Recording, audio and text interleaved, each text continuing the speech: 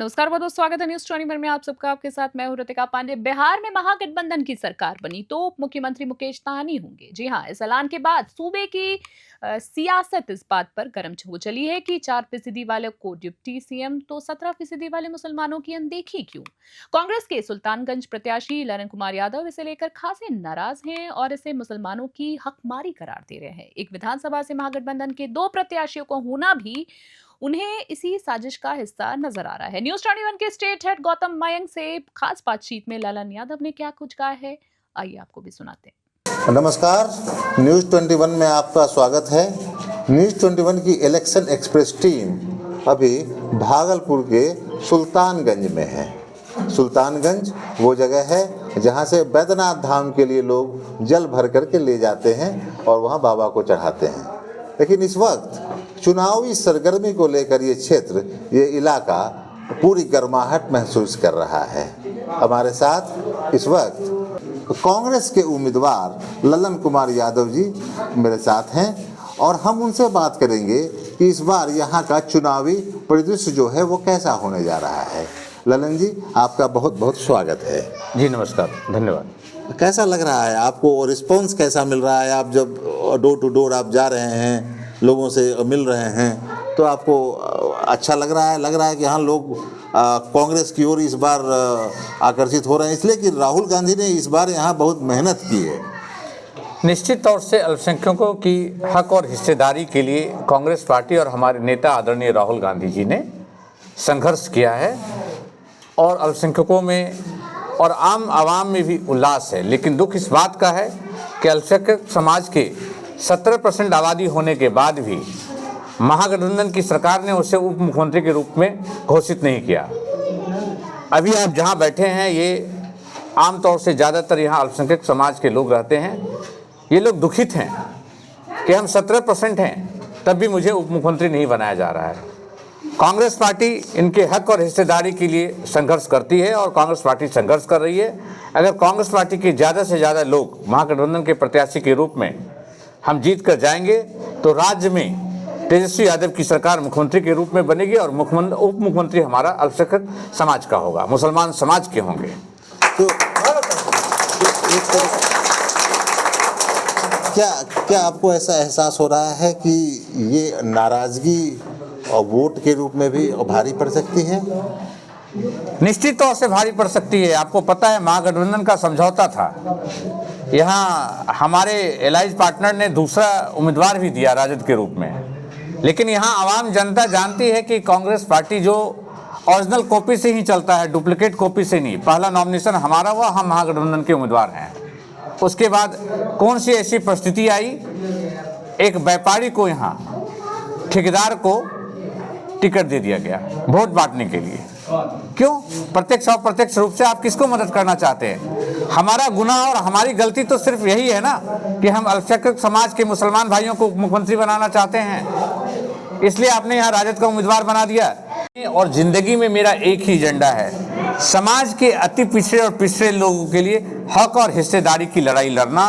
दूसरा, जो हमारा वोट है, वोट के आधार पर अल्पसंख्यक समाज को उप मुख्यमंत्री का दर्जा मिलना चाहिए, उप मुख्यमंत्री बनाया जाना चाहिए। मुझे पार्टी से और जनता जो भी सजा देना चाहे मैं उसको स्वीकार करने के लिए तैयार हूं। मुझे दूसरे एक समाज के लोग वोट दें ना वोट दें, मुझे कोई इस चीज का गम नहीं है। मुझे सिर्फ गम है कि हम 18% मुसलमान समाज के लोग हैं, उनको हक और हिस्सेदारी नहीं मिल रही है। जो भी महागठबंधन के साथी हैं, सिर्फ वोटर के रूप में अल्पसंख्यक समाज को उपयोग ना किया जाए और जागना चाहिए, क्योंकि कांग्रेस पार्टी ने अल्पसंख्यक समाज के हक और हिस्सेदारी के लिए, डॉक्टर भीमराव अंबेडकर ने संविधान में आपको अधिकार दिया, कांग्रेस पार्टी ने हर समय आपको बलिदान दिया है। उस चीज को याद कीजिए और यहां से महागठबंधन के ओरिजिनल उम्मीदवार को आप चुनाव जिताइए। आपके हक और हिस्सेदारी के लिए संघर्ष नहीं करें। ललन जी, लोग कहेंगे कि आप MY समीकरण में सेंध लगाने के लिए ये बातें कर रहे हैं। नहीं, किस चीज का सेंध और किस चीज का MY का कम्बिनेशन यादवों का। मैं तो यादव हूं, यादव का अगर मुख्यमंत्री बन रहा है तो मुसलमान का उप मुख्यमंत्री मांग कर रहे हैं तो कौन सा गुनाह कर रहे हैं? वो तो अपने हक की मांग कर रहे हैं। मैं ये गुनाह है? अगर सच बोलना गुनाह है तो मैं तो बार बार बोल रहा हूं कि मुसलमान समाज ये खुद निर्णय ले, अल्पसंख्यक समाज, क्या मैं उनके लिए सही बोल रहा हूं या गलत बोल रहा हूं। 18% है, यहाँ 60,000 की आबादी मुस्लिम समाज का है।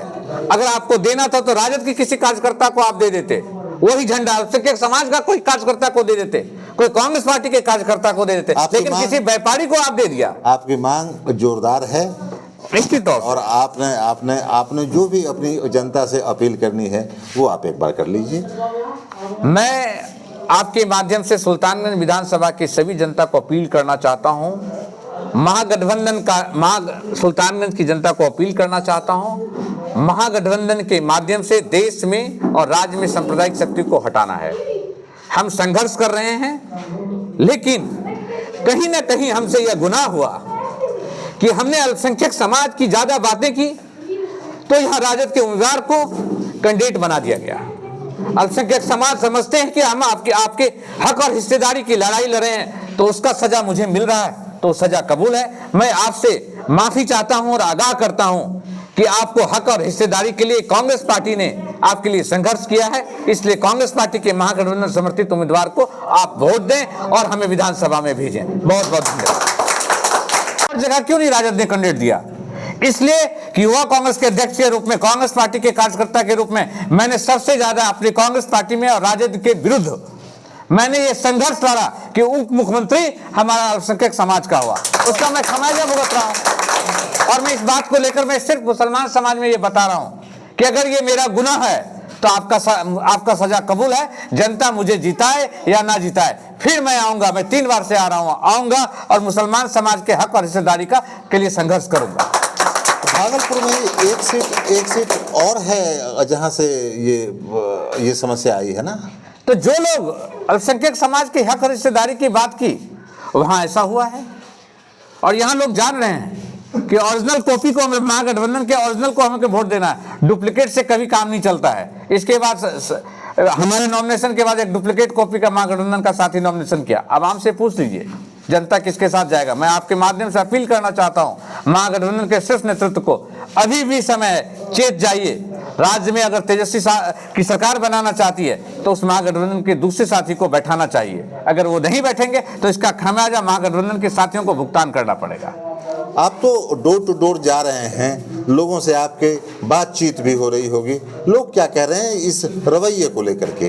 दुखित हैं। आप यहाँ बैठे हुए अल्पसंख्यक समाज के काका हैं और लोग भी बैठे हैं, मैं उनसे भी करूंगा, बात करूंगा। सभी लोग दुखित हैं, सभी लोग, राजद के कार्यकर्ता, कांग्रेस के कार्यकर्ता, सहनी के कार्यकर्ता, आईपी गुप्ता के कार्यकर्ता, सब लोग दुखित हैं। सभी लोग जानते हैं कि 15-20 सालों से इस क्षेत्र के लिए मैंने संघर्ष किया है।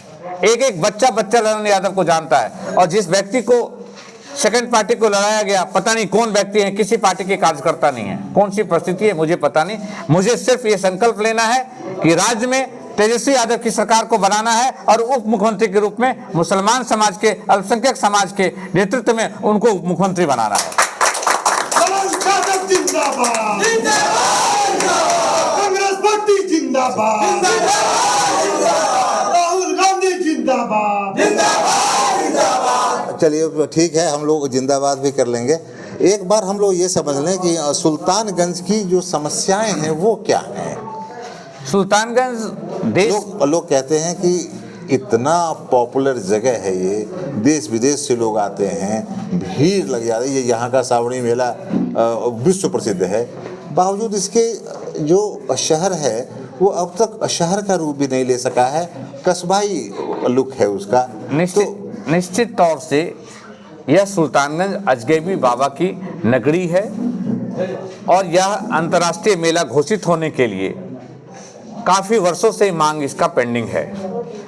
इस हिंदुस्तान में, इस देश में सबसे बड़ी खूबसूरती सुल्तानगंज का है कि सैकड़ों वर्ष पुराना अजगैबी बाबा मंदिर के बगल में मस्जिद है, और उस मस्जिद सुल्तानगंज में आप जाएंगे और उस मस्जिद से बिजली की तार अजगैबी बाबा के दरबार में जाता है, यानी मस्जिद के लौ से मंदिर का दिया जलता है।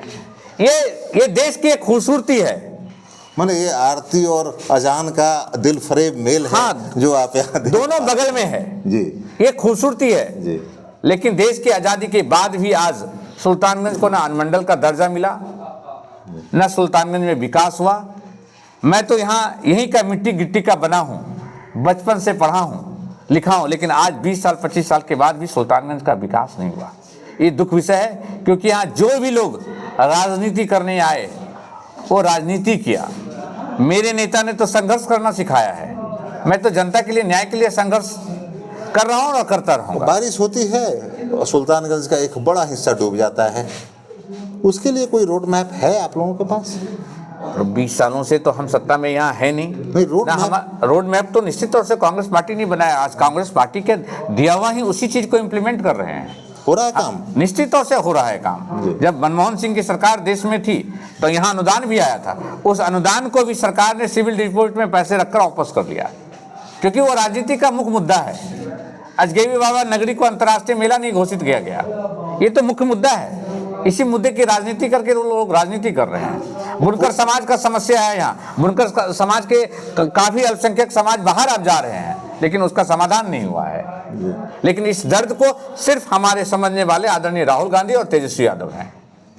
हाँ, वो समझ रहे हैं दर्द को, ये समझाया जा सकता है। लेकिन अभी एक सवाल ये भी है, जो लोगों के जहन में ये बात आ रही है कि पुल एक आपका जो बन रहा है गंगा पे, वो बनता है फिर टूटता है, वो बनता है फिर टूटता है, आप लोग इसको कैसे देखते हैं? आपको जानकारी नहीं होगी, जब सिंगला कंस्ट्रक्शन को ये काम दिया गया तो मैं ही व्यक्ति हूँ जो माननीय उच्च न्यायालय में उस पर केस किया और 350 करोड़ रुपया का उसको फाइन करवाया। आप हाईकोर्ट की वेबसाइट पे जाइएगा, Lalan Kumar versus state of Bihar में आपको मिलेगा।